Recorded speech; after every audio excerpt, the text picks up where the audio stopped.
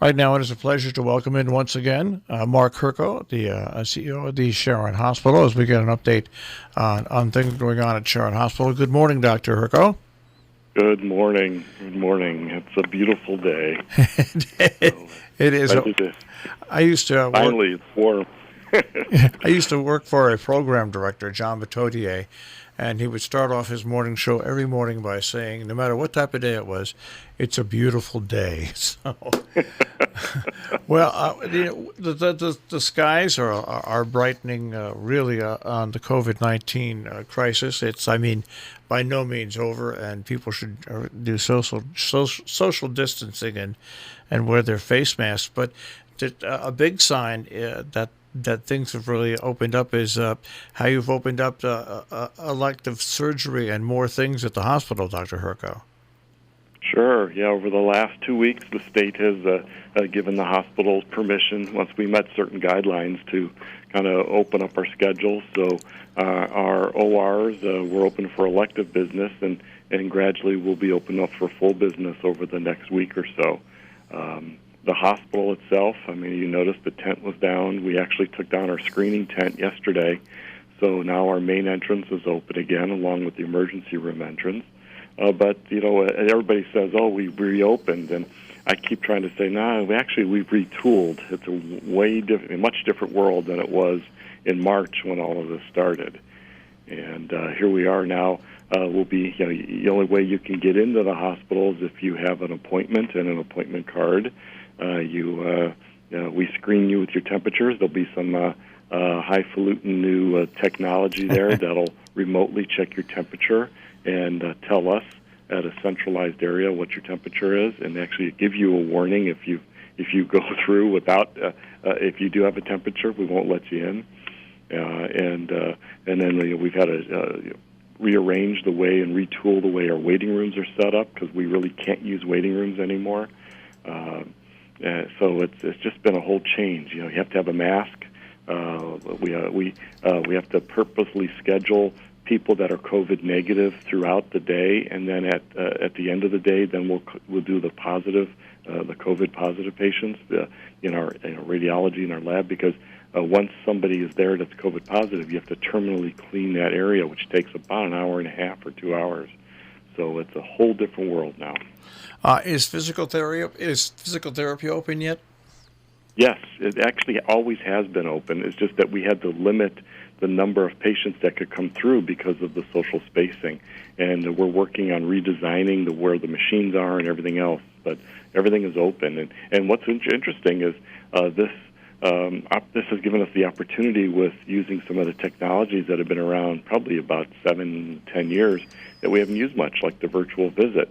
So there's a lot of oral and speech therapy that can be done virtually.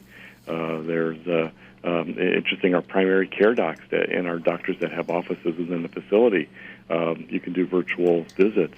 And for the overall group for our system, I think we're over 100,000 virtual visits now, whereas if you look at it for the same time last year, we had like 20. So it really completely flipped on a dime over the last few weeks. Do you think that people now will take further advantage after this goes away, whenever it is, when it levels down completely, that people will use, now that they've used it a little bit, the virtual screenings of doctors even more? Well, definitely, it's just getting people used to what it means. There's always going to need to be the hands-on for some people that need exams. But if you have certain diagnoses or certain conditions where you chronically have to see a doctor, it's a lot of the time the virtual visit actually more than makes up for it. Or if you're not sure about having to come in, you can use a virtual visit, and they'll say, you know what, that's just a basic skin rash. Take an aspirin or use this cream, and if it gets worse, we'll do another visit next week. So it's really has revolutionized the issue about people clamoring and having full waiting rooms and stuff, because a lot of these visits, in actuality, could have been done virtually. We just, I think, medicine is always a little slow and a lot of foot dragging in regard to accepting change, let alone accepting technology. Well, I think the reason it seems to be a little behind is that it really, when it comes to medicine, whatever you're going to do like that, really has to be. Um, how do you put it? It really has. There can't be any ifs, ands, or buts about it. So I think, the virtual visits. I remember seeing them on TV 5, 10 years ago, and the way they were depicted and the way they were tried then, it's totally different now. The way it's set up, it really is pretty seamless. And anybody who has a computer, basically, who can use the computer to sign on and just go on the internet to shop, it's that easy now to make the virtual connection. Oh, definitely. And even on top of that, and I give a lot of my colleagues credit. They've taken it one step further. What's one of the biggest issues we've had here? It's actually connectivity, Wi-Fi access throughout the community. So we have actually we're developing and using some of our rooms that aren't being used, and we'll convert those over to a virtual room where if somebody needs to do a virtual visit with a specialist that may be in Poughkeepsie or Danbury or something like that, they can actually drive to the hospital and actually do their virtual visit on a computer here because we have better connectivity than on average in the rest of the community. So we're really trying to take it one step further, really to improve the care of the patients, give them the specialties that they're clamoring for, and at the same time make it easy for them to access it instead of having to drive an hour away. All right, so now that we're on the back end, and of course, folks, when we talk about COVID-19, it probably is going to come back in somewhere or some form when flu season comes back on. We take a look back at the past 2.5 to 3 months. Hard to believe it's been that long. But what do you feel about the way the hospital responded to this, being as it was something that now Sharon Hospital can compare itself to other hospitals and other medical places in the region?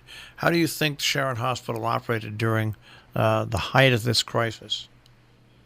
I really congratulate just everyone, and everyone gets A+ in my opinion here, just because when all of this started, everybody said, "Oh, it's going to be New York, Danbury, Norwalk," but we really had to prepare here because we knew if we had one or a certain percentage within the facility, it could lead to major issues.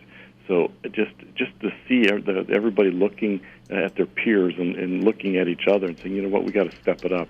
We really have to do this, and we have to actually work with wearing masks. We have to make sure that if someone isn't doing it, we get on our fellow employees, say, hey, this is my safety too. Do that, and just everyone if they came together, no one complained. They worked extra shifts. Other people were reassigned to other jobs just for the common good to keep the facility open. And then the community stepped up to help us and help the people because we were pretty much isolated for all that period of time. So I really, really appreciate the outreach and the camaraderie we saw here. And we want to keep that going because I'm concerned over the last few weeks, just with the social distancing and lack of that we're seeing at times in the community. We've actually, throughout our system, we started to see on like Mondays through Wednesdays, little spikes.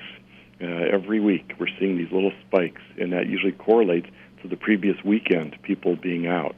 So that's a concern for us. We're watching that really closely. I'm glad you brought that up before we end the interview. I'm glad you brought that up because we have posted certain things on our Facebook page and on our homepage through social media, urging people that what they can best do, and they better get used to do it, is wearing a mask and doing social distancing.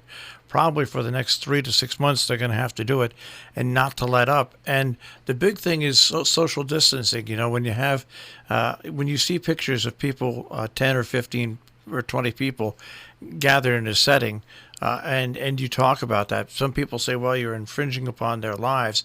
But we really should follow what the state mandate is on social distancing and what the CDC supplies, because get the opinion from you, what you just said. Isn't that the best way to really defeat this disease in the long run?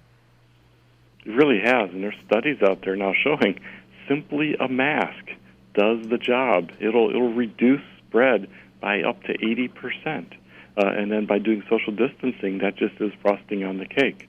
So it really does work, and freedom is important. That's what this whole country's founded on, that. But freedom actually means responsibility, and it's a double-edged sword.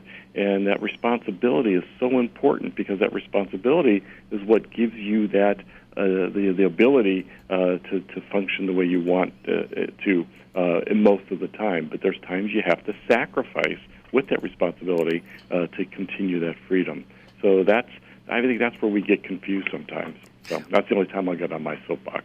All right. Is there anything else you'd like to inform people of before we wrap this up today? Again, don't be afraid to come to the hospital or to your doctor. We're still seeing people that are delayed a lot of routine follow-up. They've delayed a lot of routine care that should have been done. And in emergency rooms throughout the system, we're seeing an increased acuity of patients, of things that normally we would routinely do electively that are becoming urgencies or emergencies. So it's important that people really do follow up with their health care, because things will sneak up on you. All right, Dr. Hirko, once again, thank you and your entire staff for the work that you've done over the past couple of months, and for what you're going to continue to do. And we're very lucky to have here in Sharon still operating the Sharon Hospital, part of the New Vance network, which also is a big help, because of there's more power when you have more hospitals and more buying power. So keep up the good work, and thank you. We appreciate everything you and your staff has done. Well, thank you for everything, and we'll do our best to live up to what the community needs. And thank you for this forum. All right, stay safe, and we'll speak to you again in another couple of weeks. You too. That is Dr. Mark Hirko from the Sharon Hospital here this morning on Robin Hood Radio with an update on what's going on at the hospital.